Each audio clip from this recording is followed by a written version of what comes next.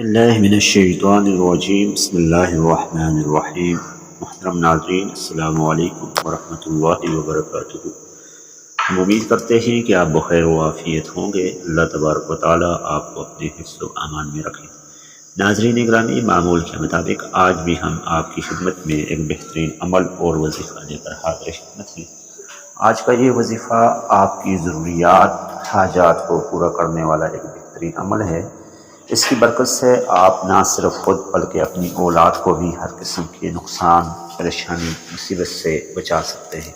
ناظرین گرامی، اگر آپ بے اولاد ہیں تو آپ کو اولاد اس صورت سے مل جائے گی۔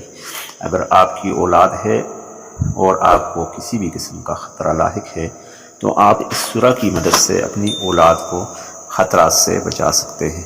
اپنے مقاصد کو پورا کرنے کے لیے اس صورت کا وظیفہ کریں۔ انشاءاللہ تبارک و تعالیٰ اللہ کے فضل و کرم سے، اللہ کے حکم سے آپ کے کام میں تکمیل 100% ہو جائے گی۔ ناظرین گرامی، قرآن مجید فرقان حمید کے اندر بہت سی ایسی صورتیں ہیں جن کی برکات نبی کریم صلی اللہ علیہ وآلہ وسلم کی زبان مبارک سے سنی گئی۔ صحابہ اکرام جو کہ اپنی زندگی کا ایک ایک لمحہ، ایک ایک وقت، ایک ایک سیکنڈ نبی کریم صلی اللہ علیہ وسلم کی خدمت میں گزارا کرتے تھے، انہوں نے آپ صلی اللہ علیہ وسلم سے ان کی برکات اور فیوز و برکات کو جو کہ قرآن مجید کے اندر ذکر ہیں ان کو سنا۔ ناظرین اکرامی، اگر آپ بھی یہ برکات لینا چاہتے ہیں، اپنی اولاد کو ہر مصیبت سے بچانا چاہتے ہیں تو یہ سورت پڑھ لیا کریں۔ اس سورت کا شان نزول سب سے پہلے ہم جانتے ہیں۔ یہ سورہ الکوثر ہے۔ قرآن مجید کی سب سے بڑی سورت سورہ البقرہ، جبکہ قرآن مجید کی سب سے مختصر، سب سے چھوٹی سورت سورہ الکوثر ہے۔ الفاظ کے اعتبار سے، مضمون اور عنوان کے اعتبار سے یہ بہت گہری، بہت تفصیلی سورت ہے۔ اس سورت کا شان نزول کچھ یوں ہے کہ نبی کریم صلی اللہ علیہ وسلم کے صاحبزادے حضرت ابراہیم علیہ السلام کا جب انتقال ہوا، جب وہ وفات پائی تو مشرکین مکہ اور قریش، بالخصوص عاص بن وائل جو کہ ان کا سردار تھا، اس نے یہ کہنا شروع کر دیا کہ آپ صلی اللہ علیہ وسلم نعوذ باللہ بے اولادے ہیں، اب ان کی کوئی اولاد نہیں ہے اور ان کی نسل آگے پڑھنے والی نہیں ہے، جس پر اللہ تبارک و تعالیٰ کی غیرت کو، ان کی شان خداوندی کو غیرت آئی اور آپ صلی اللہ علیہ وسلم کی عظمت، کبریائی اور آپ صلی اللہ علیہ وسلم کی شان کو بیان فرمایا اس سورہ مبارکہ کے اندر، اور وضاحت کی گئی کہ اے پیارے حبیب صلی اللہ علیہ وسلم، بے شک تمہارا دشمن ہی دم کٹا، تمہارا دشمن ہی بے اولادہ اور تمہارا دشمن ہی اپنے مقاصد میں پیچھے رہنے والا ہے۔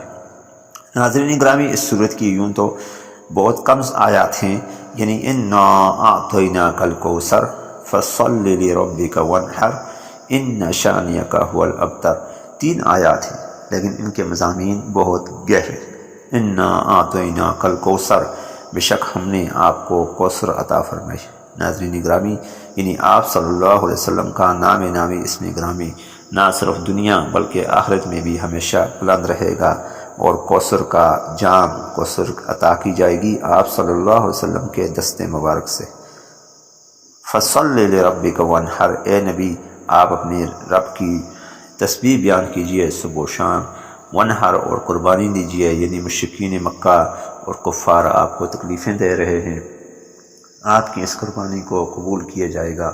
ان شانئک هو الابتر، بے شک ابتر جو ہے بے اولادہ یا جس کی اولاد نہیں بڑھے گی، وہ کون ہے؟ وہ آپ کا دشمن ہے۔ اے نبی آپ ایسے نہیں ہیں۔ اس پر آپ صلی اللہ علیہ وسلم کو تسلی دی گئی، گویا کہ اس سورہ مبارکہ کے اندر آپ صلی اللہ علیہ وسلم کی عظمت، فضیلت کے ساتھ ساتھ آپ کی اولاد اور آپ کی آل کی بھی فضیلت بیان کی گئی۔ محترم ناظرین، اگر ہم میں سے کوئی پریشان ہے، کسی مصیبت میں پھنسا ہوا ہے، کوئی ایسا بندہ ہے جس کو نوکری نہیں مل رہی، کوئی ضرورت ہے، کوئی حاجت ہے، بالخصوص بچوں کے حوالے سے کوئی مسئلہ ہے، تو اس سورہ مبارکہ کو روزانہ 313 مرتبہ پڑھنے سے اس کے بہت زیادہ برکات سمیٹے جا سکتے ہیں۔ عاملین نے اس بات کا بھی تہیہ کیا اور بیان فرمایا کتب کے اندر کہ جس شخص کے اوپر قرض ہو، وہ شخص سورہ الکوثر کو بار بار پڑھے تو اس کی برکت سے اس شخص کے اوپر سے قرض اتر جائے گا۔ ناظرین گرامی، یہ اس بات کی کتنی طاقت ہے یہ ہم آزما کر دیکھ لیتے ہیں۔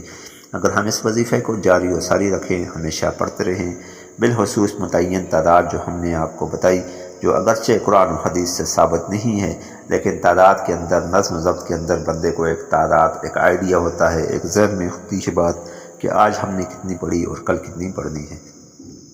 ناظرین گرامی، سورہ الکوثر کا وظیفہ روزانہ پڑھیں۔ اگر روزانہ نہیں پڑھ سکتے تو جمعرات اور جمعہ کی شب لازمی پڑھیں، شب جمعہ کو لازمی پڑھیں، انشاءاللہ اس کی فیوز و برکات آپ خود دیکھ لیں گے۔ ناظرین گرامی، ایک ایسا وظیفہ ہے جس کی وجہ سے ہمارے رکے ہوئے کام چل پڑیں گے، رکا ہوا بزنس چل پڑے گا، اور ہماری اولاد کی دشمنوں سے اور ایسے لوگوں سے جو کہ ہماری اولاد کو، ہماری آل کو نقصان پہنچانا چاہتے ہیں، ان سے ہماری حفاظت ہو جائے گی۔